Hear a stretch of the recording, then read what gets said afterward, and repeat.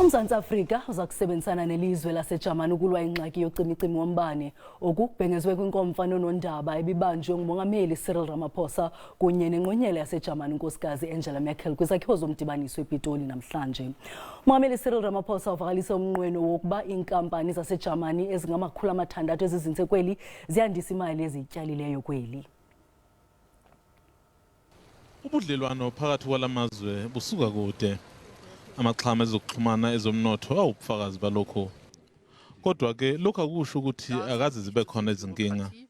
IlaseJamani nalo linezingqinamba enhlanganweni yase-EU, kanti iNingizimu Afrika yona idonsa kanzima kwezomnotho. Inkinga kagesi iyona ihamba phambili kwamanje. Ilizwe laseJamani ke selithembise ukufaka isandla. One particular issue that is of great concern to you is energy supply. We would like to support you particularly as regards, for example, expanding the use of renewables, but also using renewables in a sustainable way, because they are far less constant than other sources of energy. Lezi ke izindaba ezihlakahle kakhulu kumongameli njengoba inhloso yakhe kuukuheha abatshali zimali bangaphandle. Ingakho iNingizimu Afrika ithi izolisebenzisa leli thuba.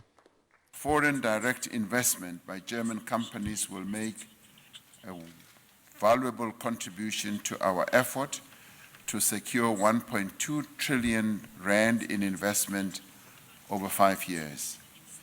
During my visit to Berlin in 2018, I expressed my hope that the commitment made by German companies at the first South Africa Investment Conference would be scaled up at subsequent conferences.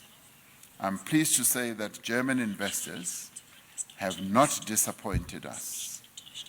Laba baholi ke kuningi abazokwenza ndawonye njengoba babili bezohola izinhlangano zamazwekazi abo iAU kanye neEU bephinde bebe ingxenye yomkhandlu wezokuphepha wenhlangano yezizwe kuwo lonyaka. We would like to see Africa taking the lead in all this. And we are particularly pleased that our partners are willing and prepared to listen to what Africans have to say and the solutions that Africans would like to bring to the table. I wish the President every luck with managing the situation. Also, we know the security situation in the whole of the continent has actually become more difficult. Lamazwe ke azobamba inkomfa ezohlanganisa iAU neEU makhatheleni kulonyaka.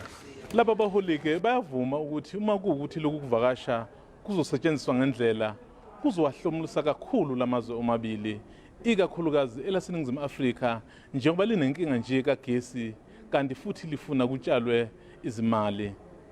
Umzwandile Mbejo, SABC, eUnion Buildings ePitoli.